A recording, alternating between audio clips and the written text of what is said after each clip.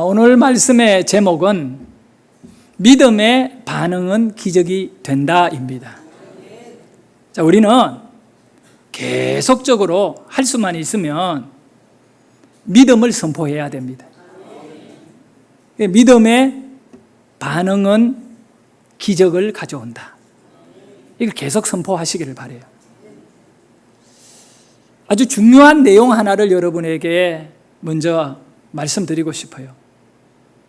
방송실에 그 말씀 보여주세요.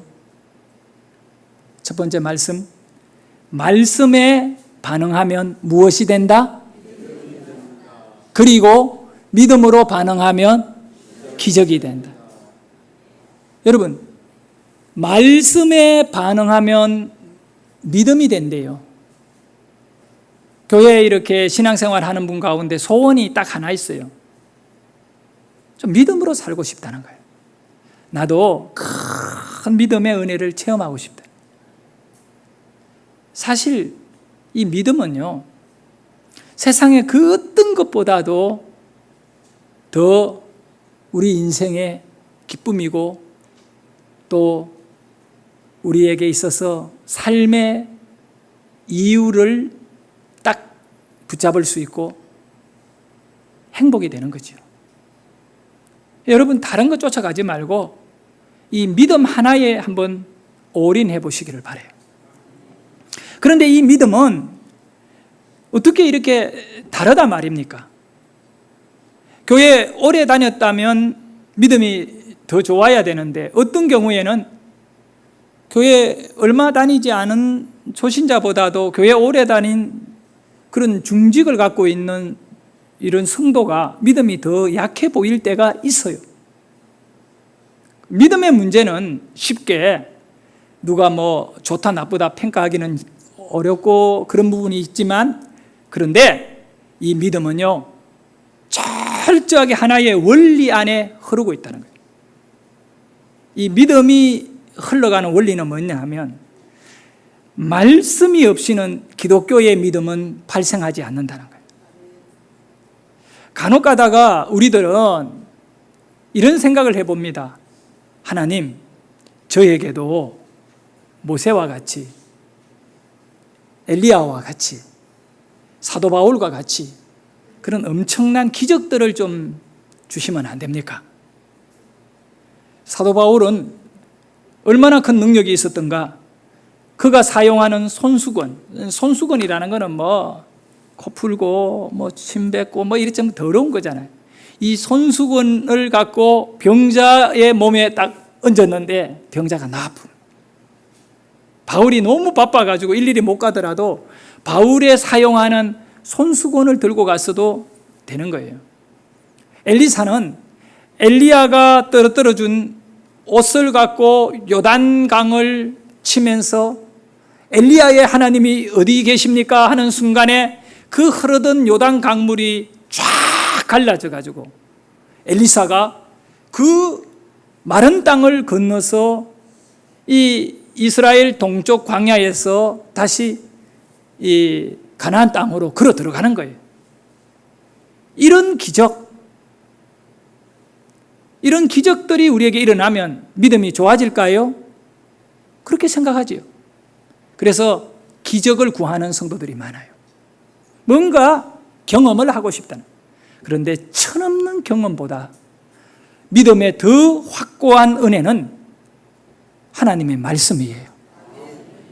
이제 이 원리가 있는데, 말씀을 받은 저와 여러분이 이 하나님의 말씀에 반응을 하게 되면 뭐가 생기느냐 하면 믿음이 생깁니다.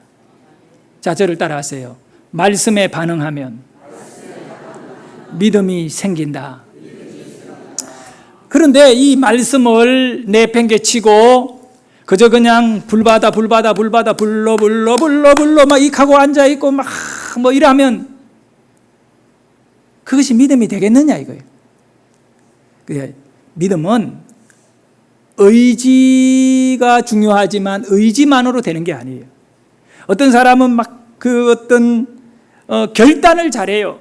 믿음은 결단이 중요하지만 결단만으로 되는 게 아니고 또 그런 기적적인 경험만으로도 아니고 철저하게 믿음이라고 말할 적에는 뭐를 우리는 염두에 둬야 된다? 말씀. 그래서 여러분은 여러분의 믿음의 현주소를 찾기 위해가 내가 얼마나 말씀과 잘 부딪히고 있는가 이겁니다. 말씀과 함께 움직이고 있는가. 그래서 여러분은 하나님이 여러분을 믿음을 키우기 위해 하는 방법이 뭐냐면 여러분의 심령에 말씀을 던지셔요. 그런데 그 말씀의 수준이 내가 원하지 않는 것들이 너무 많아요. 그래서 이 불덩거리가 되어서 내 가슴에 떨어질 때 뜨거워하고 도망간다니까요. 그것을 붙잡고 실험해버려야 되는데 그렇게 못할 경우가 너무 많다는 거죠.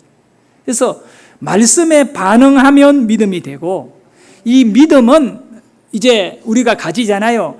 그 가진 믿음을 2차적으로 이 믿음으로 반응하는 성도가 또 일어날 때 믿음으로 반응하는 성도에게 하나님은 기적을 주신다는 거예요. 여러분은 이 말씀의 단계에서 기적의 단계로 날마다 지속적으로 이어지는 경험을 맛보시기를 축복합니다. 결론은 뭡니까? 말씀이 결국 무엇을 만들어낸다고 여러분의 인생에 기적을 만들어요. 그 말씀과 기적을 꽉 끌어당겨 묶어버리는 존재가 여러분입니다. 그 여러분이 말씀을 끌어오게 되면 기적이 여러분에게 가까이 다가옴을 믿으시기를 바랍니다. 그리고 말씀과 엮이고 말씀 속에 완전히 몸부림치면 기적이 내게 살아서 들어오고 여기에 역사가 일어남을 믿으셔야 돼요. 오늘은 신앙의 반응의 두 번째로 지난 주간에는 말씀에 반응하면 축복이 된다였고 오늘은 이 말씀의 결과는 믿음인데 이 믿음을 갖고 가만히 앉아있는 자가 아니라 반응하게 되면 기적이 일어난다. 그래서 우리가 모두 이 믿음의 기적을 날마다 일상적 삶 속에서 경험하는 삶을 살기를 바랍니다. 가장 재미없는 사람이 어떤 사람일까? 가장 재미없는 사람. 우리 한번 옆에 분을 한번 얼굴을 한번 쳐다봐요. 재미있게 생겼어요? 재미없게 생겼어요? 예. 참, 어떻게 하면 이렇게 재미있게 생겼는지 몰라. 예. 가장 재미없는 사람하고 사는 것이 지옥입니다. 그래요? 재미없는 사람하고 앉아있는 것이 너무 힘들어요. 네. 재미있게 행동해야 하고 생각해야 되고 그렇게 말도 하고 그래야 돼요. 사실은 설교도 재미있게 하면 더 은혜가 돼요. 뭐 아멘이 없는 거 보니까 재미없게 해도 된다 이렇게 나오는데 재미없게 하면 성도들 얼굴이 바로 달라져요. 졸고 있고 막 그래. 근데 가장 재미없는 사람의 특징이 딱 하나가 있는데 그게 뭐냐 하면 반응이 없는 사람은 재미없어요. 설교를 하더라도 여러분이 잘 반응해 주신다면 설교가 아주 재밌어져요. 그런데 여러분이 반응 안 하면 설교하는 자도 이미 재미가 다 떨어졌기 때문에 이거 빨리 끝내고 보따리 싸고 가자 이겁니다.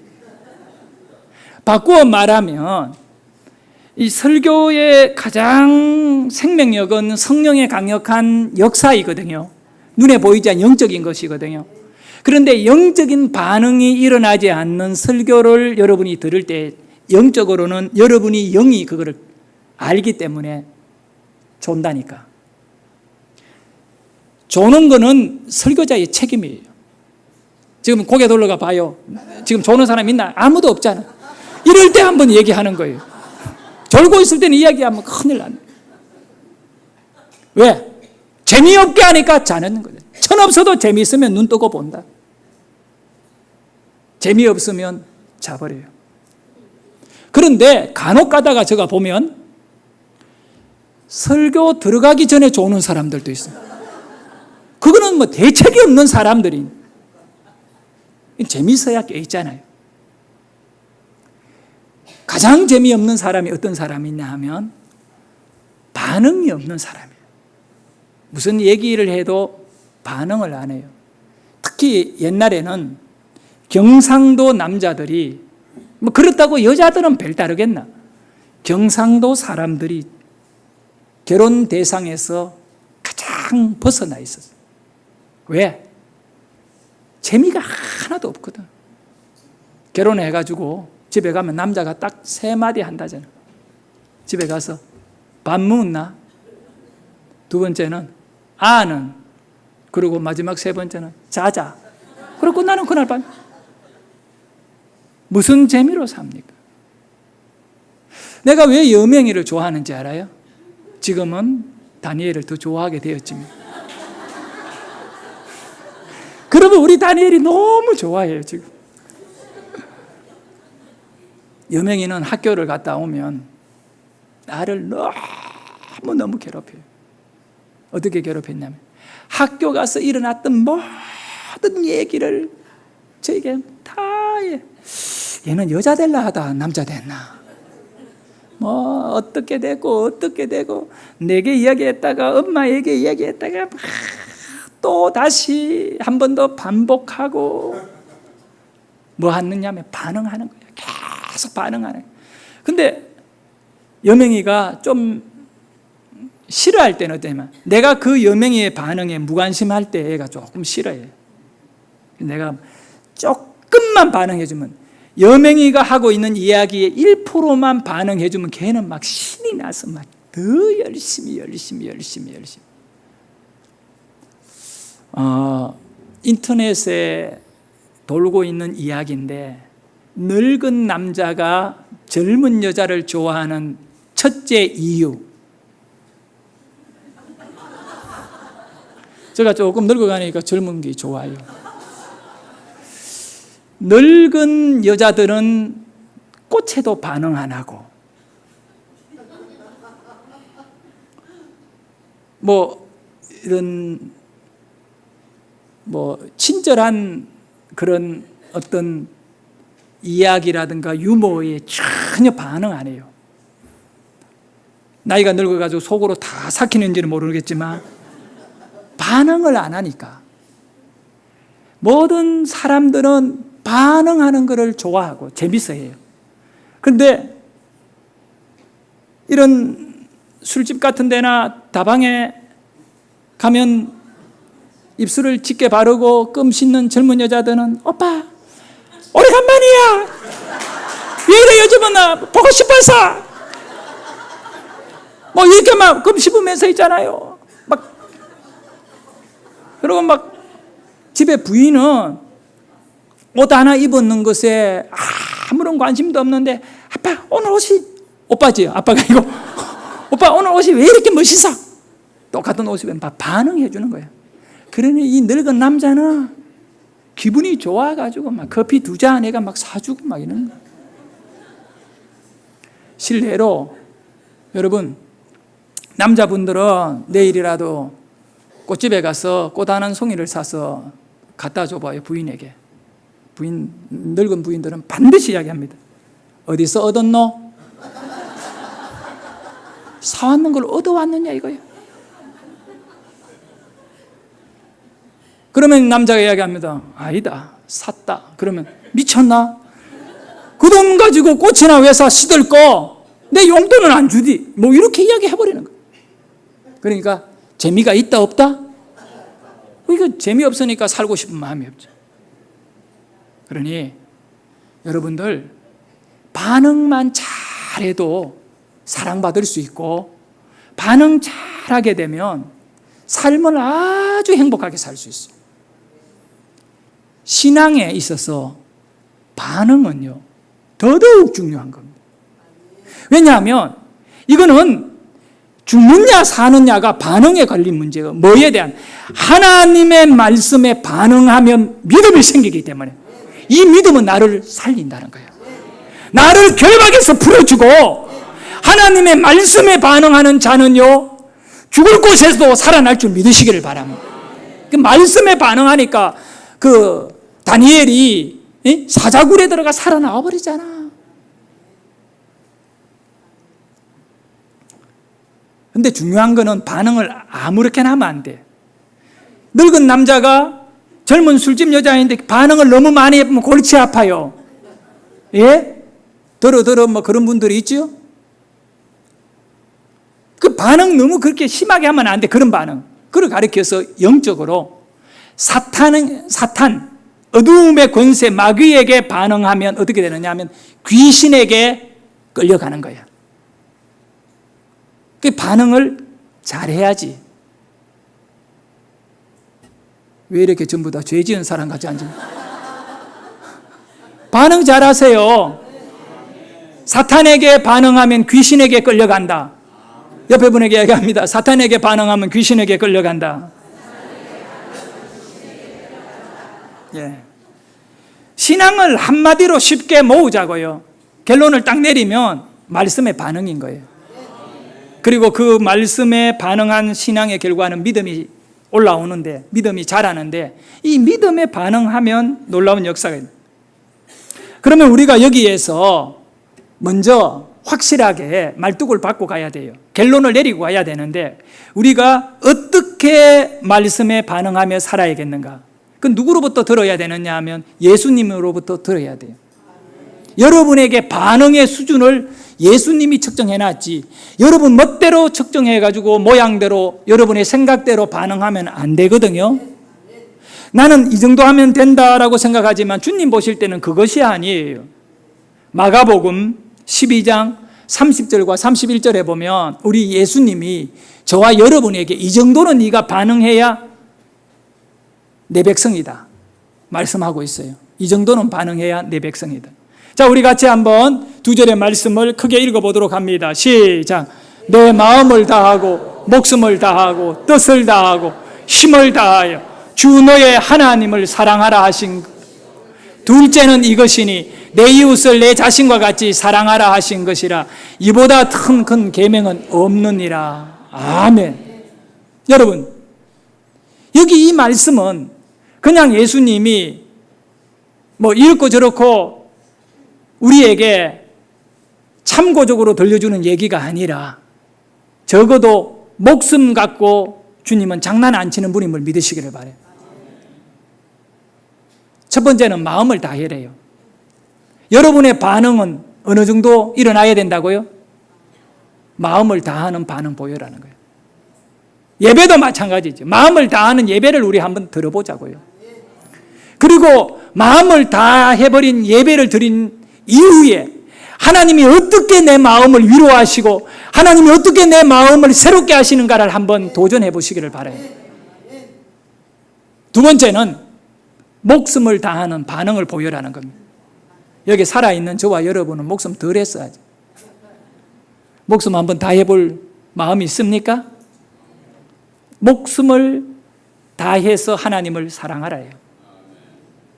목숨을 한번 다해보는 반응, 이 반응을 한번 도전해보자. 뜻을 다해버리는 거예요. 내 뜻이 아니라 주님의 뜻, 하나님의 뜻을 다해가지고. 그리고 세 번째는 또 뭐를 다하라고 하지요? 힘을 다해라. 우리가 문제는요, 목에 힘이 들어있는 거예요. 왜 힘이 들어있느냐? 힘을 다 안 했기 때문에 하지. 하나님을 위해서 온 힘을 다 쏟아버리면 내가 더 이상 뭘 고집 피울 게 없어요. 주님 뜻대로 하옵소서. 이야, 정말 그렇습니다, 여러분. 완전히 하나님을 사랑하고요, 하나님에게 녹아버린 인생은 아무 생각이 없이 주님 뜻대로 하옵소서. 여기에 다 해라. 이것이 오늘 저와 여러분이 반응해야 될 수준임을 믿으시고, 어떻게 하든 내 잘난 것만 내세우지 말고 아직 부족한 것이 많음을 인정하고 하나님 앞에 그 부족함을 갖고 은혜를 누리시기를 바라겠습니다. 하나님의 말씀에 순종하면 놀라운 기적이 일어나는데, 참 여러분, 말씀의 순종 그리고 믿음의 반응을 보이는 것이 얼마나 복된 일이냐 하면 하나님이 기적을 일으킬 수 있는 기회예요. 기회. 우리는 그런 기회들이 우리에게 많이 일어나야 돼요. 예? 살아가면서 기적이 없는 삶을 살면 안 되고 그런 기적들이 막 일어나야 된다니. 그런 기적이 일어나기 위해서는 내 믿음이 반응하는 현장의 기적이 일어나기 때문에 삶의 현장 속에서 믿음을 계속 드러내야 된다. 그러니까 여러분들 교회에 딱 나서서 밖으로 나가서 믿음은 딱 숨겨버리고 언제나 나의 모습, 집에 가서는 엄마의 모습, 집에 가서 아빠의 모습 그저 그냥 이렇게 그러지 마셔요. 집에 가서도 교회에서의 신앙의 모습을 끝까지 믿음으로 드러내면 기적이 일어나요. 변화의 역사가 일어나요. 제가 2주 전인가 전라도에 있는 장흥 그 쪽에 있어요. 그게 그 녹동이라고 있습니다. 녹동 아세요? 녹동 배가 막 출발해요. 제주도로도 배가 가고 녹동항 모릅니까? 흥자는 같아요. 녹동이라고 있는데 녹동 우리가 뭐 장흥이 뭐고 뭐 고흥이 뭡니까? 녹동만 중요한 거 아닙니까? 배를 녹동에서 타야 되니까 그 녹동에 가서 배를 타고 1시간 섬에 들어갔어요. 그 섬 이름이 충도예요. 충도.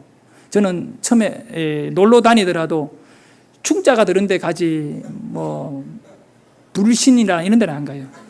충성하는 도 충도인데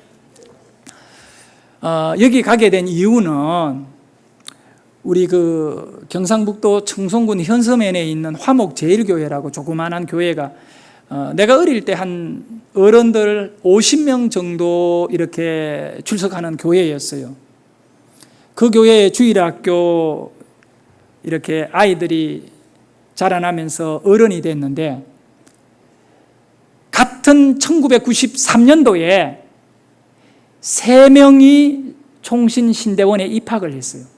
동일한 해에 그 조그마한 교회 주일학교 출신 3명이 같은 해에 신대원에 입학했는데 재밌는 거는 한 명은 1년 먼저 졸업했는데 첫 해에 들어가지 않아서 하나님이 내려놓고 우리하고 같이 들어가게 해가지고 3명이 같이 신대원에 입학을 했어요. 그리고 지금 이제 서울에서 1명 목회하고 안양에서 1명 하고 평택에서 1명 하고 이렇게 쫄래미 줄 세워놨어요. 대륙을. 근데 이 3명이 1년에 한두 번씩 옛날 어릴 적에 우리 시골 교회의 신앙생활을 그리워하면서 1년에 한 차례나 이렇게 모여가지고 같이 잠을 자며 대화도 하고 교제를 하며 목회에 관해서 서로가 이렇게 나누게 돼요. 근데 이번 여름에 우리가 같이 전라도에 있는 충도에 가서 시간을 보내자고 이렇게 약속을 했는데 먼저 뭐라고 말하느냐면 충도에 가면 자신이 그 섬기던 분 가운데 한 분이 귀농을 했대요. 귀농을 해가 충도 섬에서 미역, 다시마 이거를 이렇게 양식을 하면서 있는데 그분이 펜션을 갖고 있으니까 거기 와 쉬면서 힐링을 해라고 해요. 나는 펜션이라는 말에 요즘 막 덥고 너무 힘든데 힐링이라는 말에 그냥 마음이 화장이라 반응해버렸어요. 오케이 간다 그랬어요. 근데 2박 3일로 일정을 잡았는데 나는 2박 3일은 안 되니까 1박 2일을 가겠다고 그렇게 하고 우리 정교인 수련회 마치는 그 다음 날 이제 가야 되는데 1박 2일 그러니까 수요일 날 우리 수련회 끝냈잖아요. 수요일 날 출발을 했죠. 수요일 날 출발하는데 내가 도저히 그 녹동까지 차를 몰고 갈 자신이 없어요. 자신 없으면 입 나놨다 어디 있습니까? 이렇게 약간 어리숙은 사람을 꼬셔가지고 데리고 내려가면 되잖아. 가만히 주위에 찾아보니까 유 목사밖에 없어. 그 내가 이야기를 했죠. 전라도 어디에 섬에 펜션이 있는데 지금 덥고 이런 데 가서 그냥 바닷바람에 근데 내가 지금 운전도 힘드니까 목사님이 나 좀 도와줘라고 운전 좀 해줘. 내가 수련회 갔다가 차를 몰고 그 7시간을 내려가고 그게 너무 힘들 것 같아요.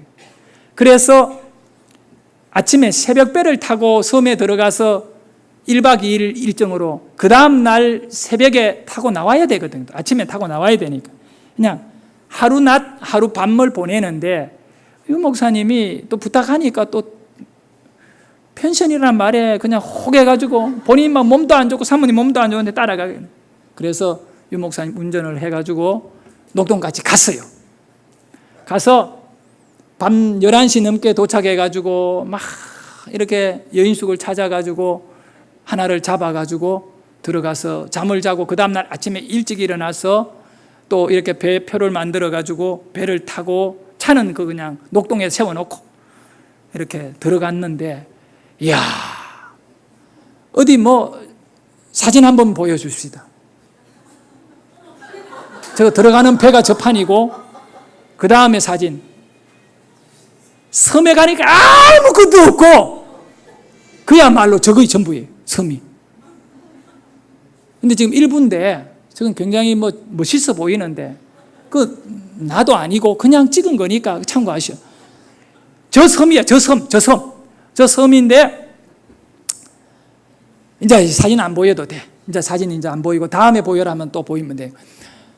들어가서 이제 안내 나와가지고 우리를 데리고 가는데 이건 뭐 차도 안 나오고 윤 목사님 내하고 뻘쭘하게 기다리다 보니 한참 뒤에 뭐가 한 대 와가지고 우리를 싣고 가는데 뭐 섬에는 도로도 안 좋은 데다가 이상한 데 데리고 가는데 딱 보니까 이야, 이거는 완전 조선 호텔인데 조선 호텔이랑 조선시대의 집이에요.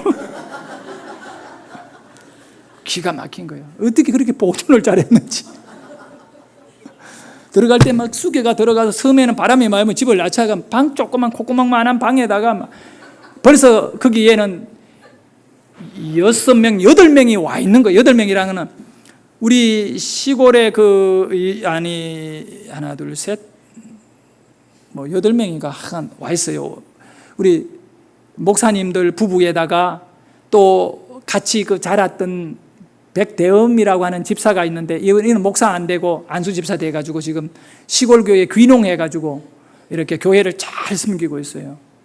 근데 이 3명이 부부가 들어왔는데 이 마지막 백대흠 집사는 자기 자식을 2명 데리고 왔는데 딸이 원래 서울시립대학교 1학년 다니는 딸을 데리고 오고 그 밑에 초등학교 5학년짜리 아들을 데리고 왔어요. 근데 걔네들이 청송산골짜기에서 자라서 이제 막 대학을 농촌 전형으로 해가 서울시립대학을 들어간 거야. 요즘 여러분 도시에 사는 사람은 헛똑똑이들이야. 자녀들의 출세를 위해서는 시골에 가서 살아서 시골 전형으로 해가 서울에 대학교 보내야지. 도시에 언중간하게 아니야. 근데 다니엘 데리고 내가 시골을 들어가야 돼. 시골 전형으로 하면 다니엘은 서울대학교 들어가요. 근데 이 대학교 1학년짜리가 여잔데 얘가요 그 좁은 방에 목사님들이 있는데 누워가 딜딜 둥글고 그래 유 목사님이 딱 보더니 야, 얘 진짜 순진하다. 화장도 안 하고 그 동생하고 둘이 다리 걸쳐가 둥글다가 누웠다가 일어났다가 막 이렇게 하고 놀고 있는 거예요. 아직 시골에 근데 유 목사님이 딱 파악하더니 갑자기 나를 부르가는 말 목사님 난 나갈 거니까 마지막 배시간 알아다니. 더 중요한 거는 우리 잘 데가 없고 한 방에다가 막 미어터지 같이 자야 되는데 그래가 마을 회관을 또 확보했다면서 오락회가 가봤는데 이야 마을 회관이 끝내주는 거는 마을 수준보다 더 떨어져요.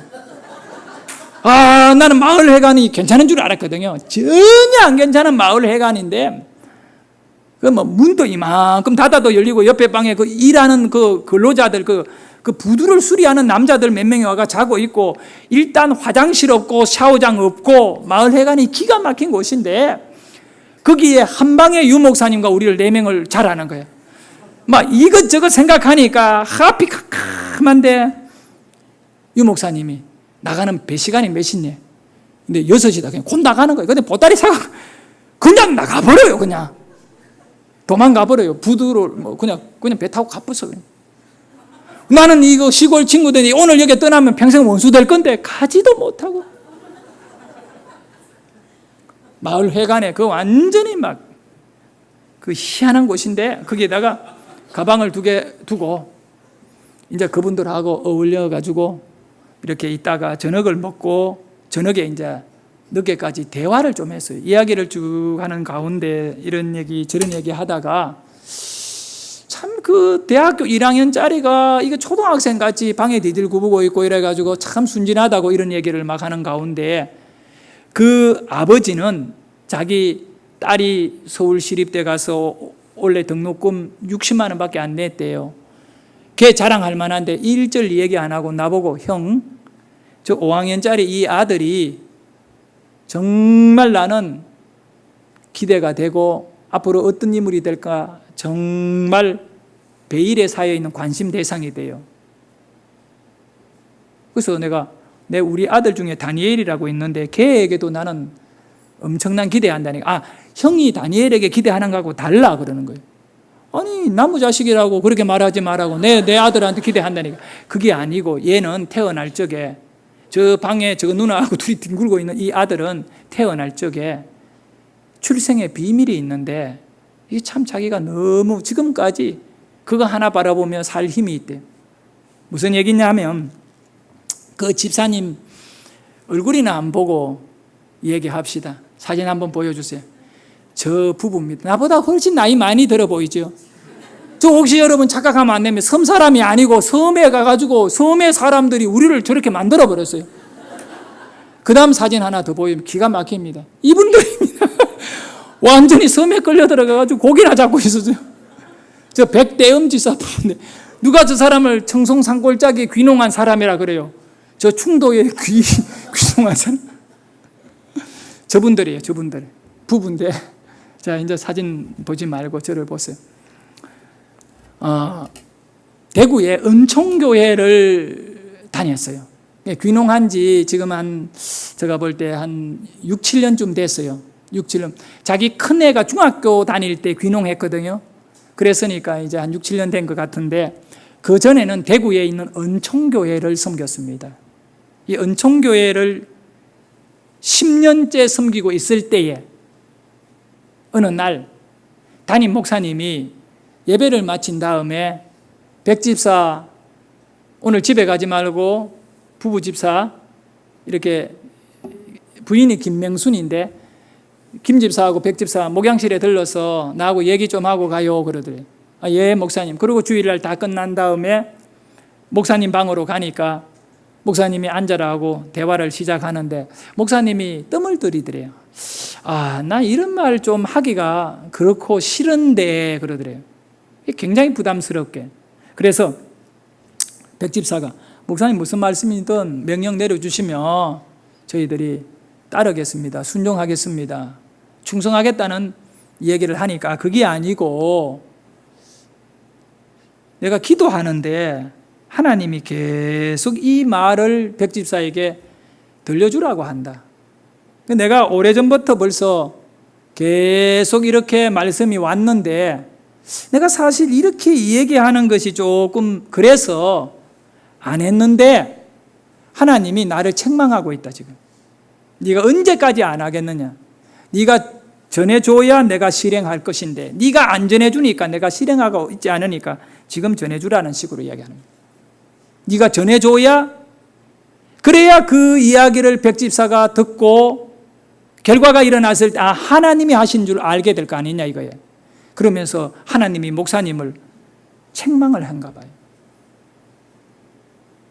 그러면서 자기가 이렇게 얘기하는 거는 하나님이 오래전부터 주신 것을 순종해서 반응 안 했더니 이제는 하나님이 막바지로 자기를 훈계하고 뭐라 하시니까 지금은 더 이상 미룰 수 없어 너에게 얘기한다는 식으로 얘기를 하더래 정확하게.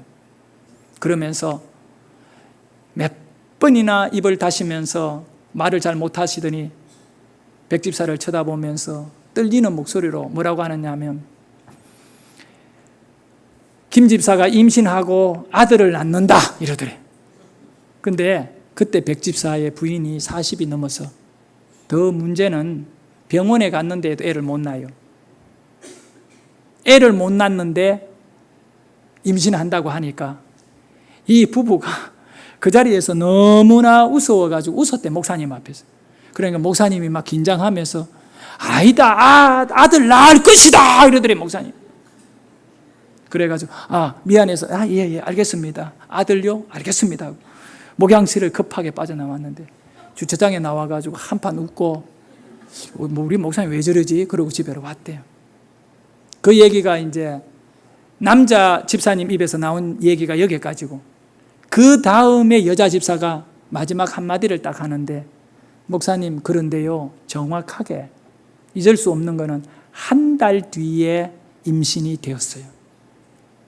할렐루야. 그리고 아이를 낳았는데 딸이다 아들이다? 아들이다. 나는 이 간증을 들으면서 내가 이 섬에 들어와서 정말 평생에 원시 체험도 해보고 하는데 하나님이 이 간증을 듣게 하셨구나. 내가 여기서 깨달은 게 그거예요. 하나님이 백집사에게 아들을 주려고 준비를 다 했지만 목사님이 선포 안 하니까 계속 기다리시는 거예요. 그리고 끝끝내 선포 안 하니까 하나님이 목사님의 마음을 굉장히 힘들게 만들어 네가 왜 순종하지 않느냐고. 그 목사님 입장에서는 기도함에 들은 생각을 말했다가 임신 안 하고 이러면 목사가 뭐냐 이거예요. 그래서 말을 안 하려고 하는데 하나님은 이 목사님에게 계속 하라고 하죠. 목사님이 말씀에 순종이 들었는 이 기도 가운데 깨달은 말씀에 순종을 해서 그 집사를 불러서 선포하는 순간에 그 다음 달에 임신한 거야. 이 놀라운 은혜를 저와 여러분이 누려야 된다는 거예요. 우리가 말씀에 반응하면 하나님은 놀라운 일을 진행하시는 거야. 아니, 하나님의 말씀인 이 성경이 믿음으로 받아들여진다면 이 모든 기적들과 역사들이 나의 것이 될 줄 믿으시기를 바랍니다. 그러니까 우리는 오늘 이 놀라운 신앙을 일구어가는 주인공이 좀 되었으면 좋겠어요. 반응하는 신앙이어야 돼. 신앙에 반응이 없다면 우리의 믿음은 아무런 세상의 사람과 그 전혀 차이가 없는 거 아니겠어요? 반응하는 신앙을 가져야지. 말씀을 맺겠습니다. 어떻게 우리가 하나님 앞에 반응하느냐에 따라 다른데, 오늘 성경은 읽었으니까 적어도 성경의 의미는 또 이렇게 전해야 될 것 같아가지고 말씀드릴게요. 창세기에 44장 이 본문의 말씀에 유다라고 하는 야곱의 아들이 있습니다. 몇 번째 아들이지요? 네 번째 아들이에요. 장자 르우벤은 아닙니다. 그 이스라엘에는 장자의 복이 갑절입니다. 그런데 12지파가 만들어지는데 네 번째 아들인 이 유다가 결국은 장자의 축복을 다 받아버려요. 이 유다의 자손 가운데 다윗 왕이 나오고, 그리고 이 다윗의 자손 예수 그리스도가 구원자로, 하나님의 아들 예수 그리스도가 유다의 가문을 통하여 우리에게 오시는 거예요. 어떻게 이 복을 받았냐고요? 딱 하나예요. 그는 반응했기 때문에 받은 복이에요. 어떻게 반응했나요? 약한 자를 위해 반응한 것입니다. 우리 한번 따라합니다. 약한 자를 위하여 반응했다. 베냐민이라고 이 야곱의 막내 아들이 요셉의 아주 이렇게 지혜로운 작전에 의해 가지고 베냐민의 짐 속에 요셉의 은잔을 숨겨놓고 결국은 요셉은 베냐민을 자기 옆에 잡아두게 됩니다. 왜냐하면 베냐민은 많은 형제들 가운데 같은 어머니 밑에서 태어난 형제예요. 그러니까 요셉은 베냐민을 특별히 사랑하고 아버지 야곱도 요셉을 너무 사랑하다가 요셉이 죽은 줄 알고 그 다음에 그 요셉의 동생인 베냐민을 사랑했거든요. 근데 이 베냐민의 짐 속에 이 요셉의 은잔이 들어가 있기 때문에 결국은 그 애굽의 총리인 요셉에게 끌려왔던 형제들은 이제 큰일 난 거예요.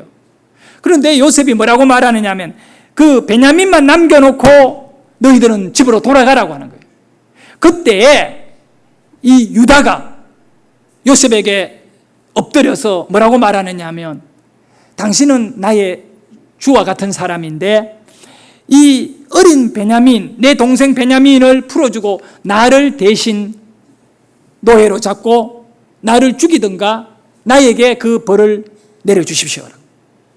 그리고 이 이야기 44장 읽어보면 뭐라고 말하냐, 나의 아버지는 현재 연로한 가운데 언제 돌아가실지 모르는 약한 상태에 있는데 그 아버지의 생각은 오직 막내 베냐민을 너무너무 사랑하는데 만약에 베냐민이 애굽에서 죽거나 노예로 잡혔다는 소식을 그 가나안 땅에 있는 아버지가 듣게 되었을 때에는 아버지가 충격을 받아 뇌졸중으로 죽게 될 것인데 우리 아버지를 죽도록 자식들이 그렇게 해서 되겠습니까?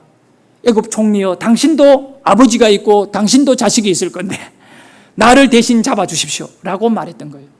여기에 이 유다의 결론은 뭡니까?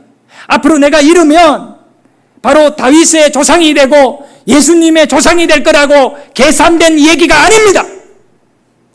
그때는 오직 하나, 저 막내 동생 베냐민 어린 막내를 여기다가 남겨놓고 갈 수 없고 이 아이와 연결되어 있는 아버지, 약한 아버지, 언제 돌아가실지 모르는 저 아버지가 이 아이가 잡힌 소식에 충격을 받으면 쓰러질 거니까 차라리 내가 죽고 말 것이겠다.